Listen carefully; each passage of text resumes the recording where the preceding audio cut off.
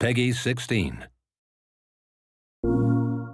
Our stories speak of the ones that came before. The old ones. We've been doing at Guerrilla Kill Zone for more than a decade now, interiors and corridors and lots of grays. We really wanted to do something beautiful. So you had lots of blues, lots of greens inside of that sort of open world environment. And we've actually tried to keep as much of the game in the open world as possible. You kind of see some long necks walking around back there. There's some rivers kind of flowing around, and there's even an ancient city that you can kind of see a little bit in terms of the background. All of those places you will visit. And with the modified Kill Zone engine that we're using, you're going to be able to visit it all without loading. So it's a completely seamless open world.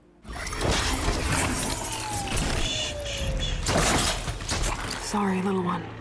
There may be a little bit of a kindred spirit between the machines and Aloy, and that's a big story element that we won't get into today. But yeah, you could probably guess that she's not this indiscriminate hunter that just wants to go around and kill things. She only does so with a purpose.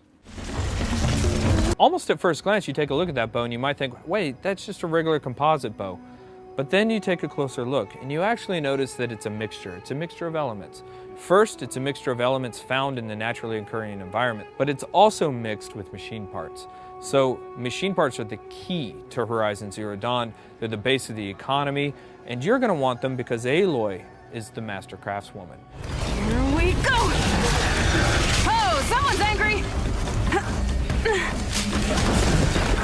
The different weapons that are involved in the screen there, you can actually, you're taking a look at that wheel. There are 4 slots on the wheel for weapons, and then each slot for a weapon also has up to 3 slots for that ammo. Not all weapons have 3 ammo types, but there are more than 4 weapons in the game that you can equip, and many of the different weapons actually have more than 3 ammo types. So it's actually a very strategic and tactical choice, and allows for a lot of character customization in terms of what exactly you want to equip and when. One of the things that makes Aloy incredibly unique is that she has this ability to understand the machines. That there was this incredibly strong weak point in the middle of the machine. It's actually called the power core. It was protected, of course, by heavy armor plates. There are actually 93 of those destructible armor plates across the entirety of the Thunderjaw. Now, what Aloy decides to do is to use its own weapons against it. She knew she could take off with an armor-piercing arrow. She could take off that disc launcher, so she stunned it with the electric arrows. Then she took off the disc launcher. She used the disc launcher to remove that armor plating. Then she used one of the incredibly scarce but very effective explosive arrows to hit that exact spot and take the Thunderjaw down.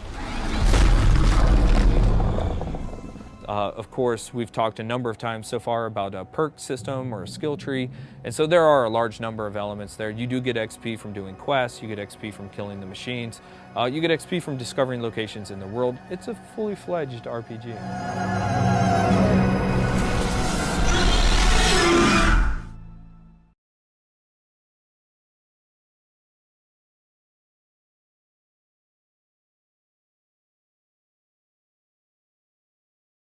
This is for the players.